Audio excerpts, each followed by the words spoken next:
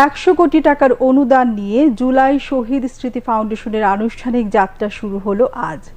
প্রধান উপদেষ্টা প্রফেসর মোহাম্মদ ইউনূস সন্ধ্যায় রাষ্ট্রীয় অতিথি ভবন যমুনায় প্রধান উপদেষ্টা ত্রাণ ও কল্যাণ তহবিল থেকে 100 কোটি টাকার অনুদানের একটি চেক ফাউন্ডেশনের কাছে হস্তান্তর করেন।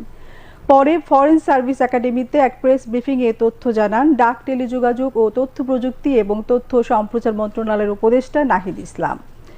তিনি বলেন, ফাউন্ডেশন থেকে আহত ও নিহতের পরিবারকে জরুরি আর্থিক সহায়তা, এককালীন অনুদান ও মাসিক ভাতা প্রদান করা হবে। নাহিদ ইসলাম বলেন, দেশি বিদেশি যে কেউ চাইলে ফাউন্ডেশনে অনুদান দিতে পারবে। প্রেস ব্রিফিংয়ে ফাউন্ডেশনের সাধারণ সম্পাদক, গণ অভ্যুত্থানের শহীদ মুগ্ধর ভাই মীর মাহবুবুর রহমান স্নিগ্ধ সকলকে ফাউন্ডেশনে অনুদান দেওয়ার আহ্বান জানান।